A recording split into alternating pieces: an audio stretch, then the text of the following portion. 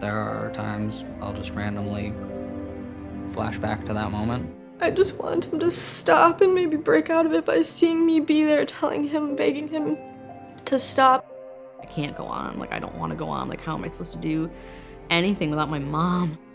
This is a story about one family's tragedy and what they're doing to make sure that it doesn't happen to anybody else. This is The Breakdown from Inside Edition Digital. We're sharing the story behind the story. Don't touch it. Okay, you're supposed to be all excited and running. Seeing my dad seemingly appear out of nowhere.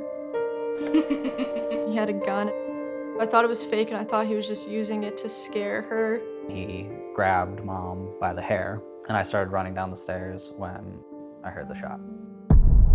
Everything after that went black.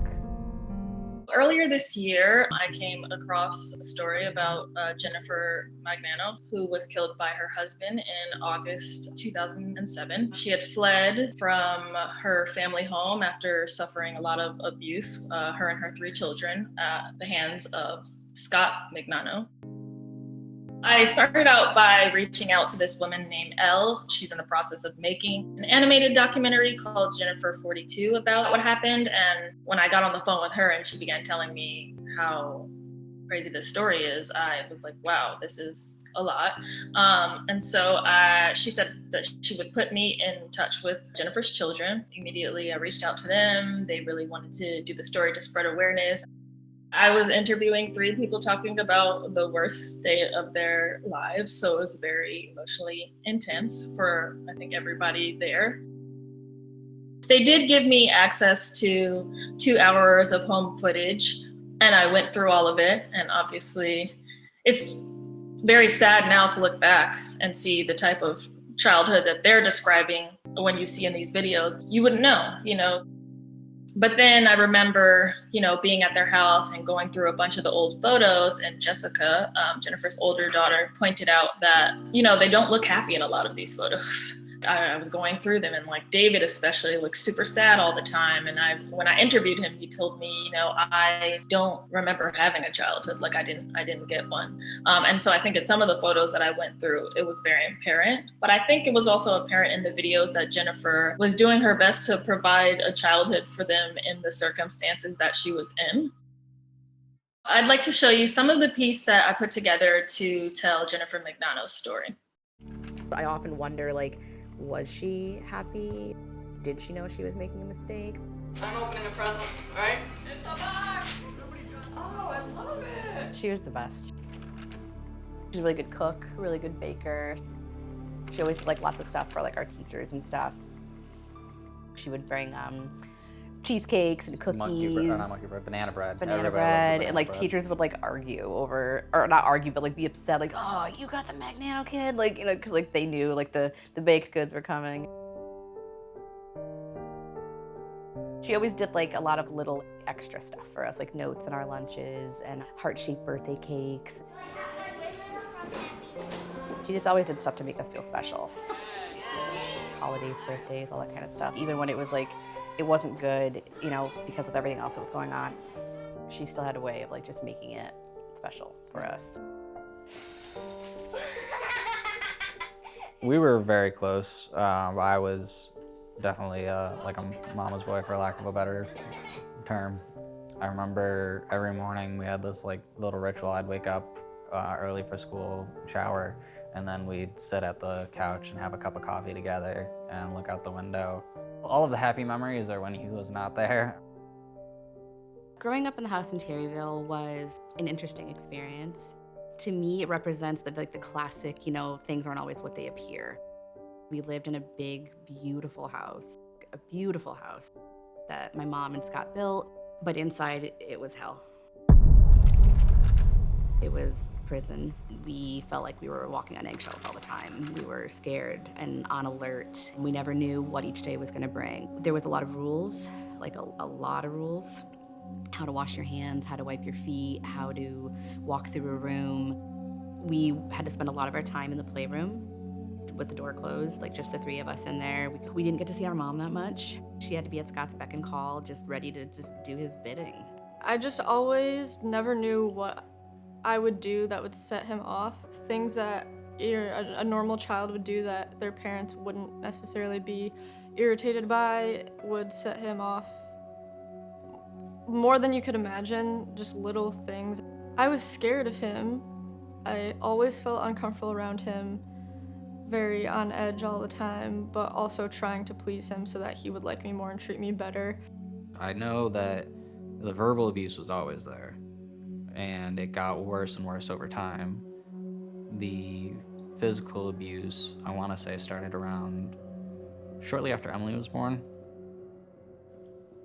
I know from having been told that the first physical thing, he expressed dissatisfaction with the marriage, and my mom said, well, when the kids graduate, then we'll just get a divorce. And he took her into the bedroom and strangled her, and she thought that was like she was gonna die.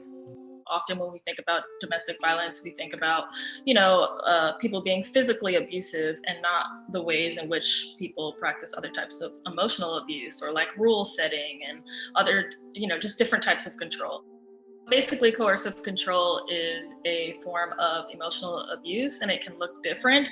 In Jennifer's case, it had a lot to do with Scott setting rules for them that were extremely intense. For example, they couldn't walk down the hallway in specific ways. They had to take out plates out of the microwave a very specific way. They couldn't drink water out of certain cups unless they put it back exactly the way it was, or he would explode. So on top of the physical abuse that Jennifer was suffering at his hands, there were just a ton of rules. Like the kids described to me that they always felt like they were on edge. They felt like, if they made one wrong move, it would be a huge problem. The day that we left, he was like on a rampage because the microwave didn't work. I remember him coming into the playroom and telling us like we better behave and nothing needs to nothing can happen, we need to be quiet.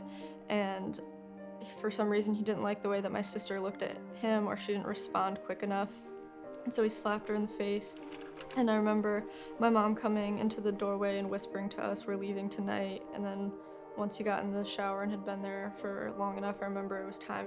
Me and Jessica went through grabbing stuff while our mom went through and opened all the doors as quietly as possible, opened up the van, and we just started throwing whatever we could get in the van.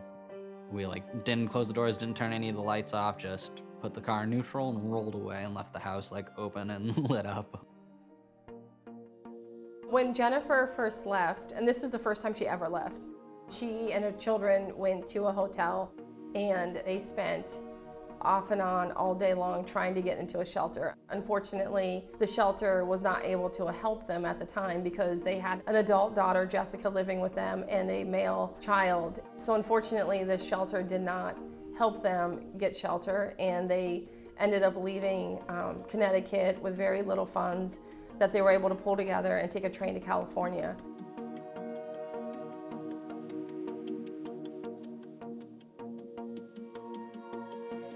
The first place we went was called Haven Hills, and if I could return to any period in my life, it would be then.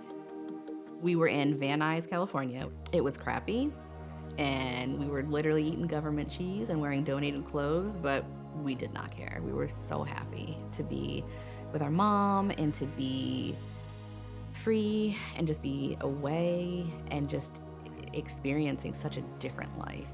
I was so happy because we could do things without having to fear what the consequences were. We could walk around, we could spend time with our mom, and she was happier. She was really nervous. She was very afraid of Scott.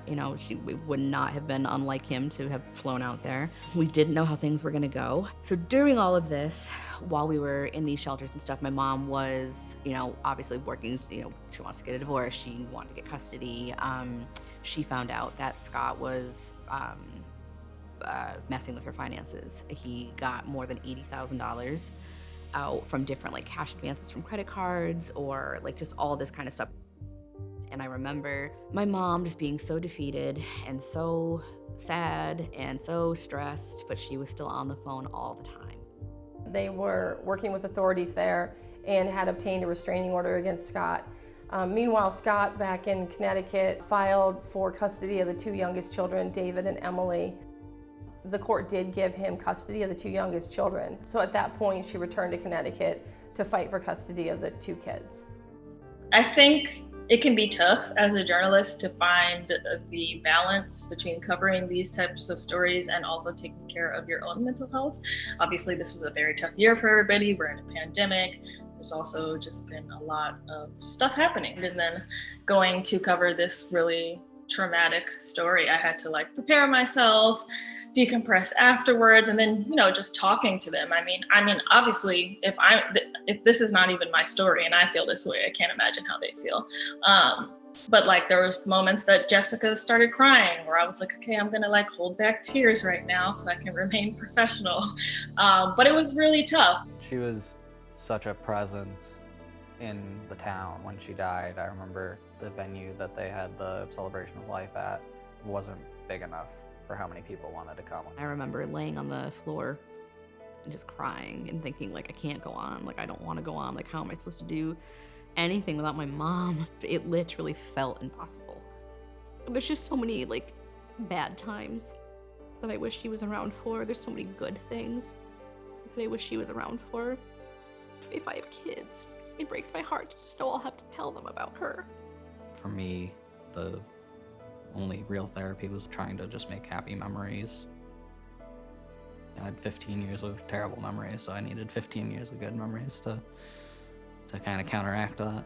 I think she knew the day that we left. I think she knew what was going to happen eventually. I think she knew that she was signing her own death warrant at that point because he threatened it all the time and he made good on all of his other threats. She always said that she didn't want to be just another statistic. I'm very fortunate that we're still talking about her and still advocating for her. It's just important to spread more awareness about domestic violence, coercive control, and what it is, so people can also recognize when they're in these types of relationships, and that judges and people that are working in the court system can also recognize what it looks like. It's not something that's talked about enough.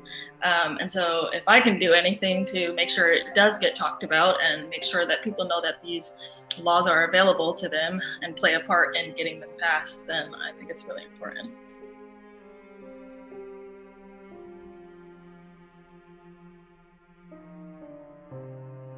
This is Inside Edition Digital.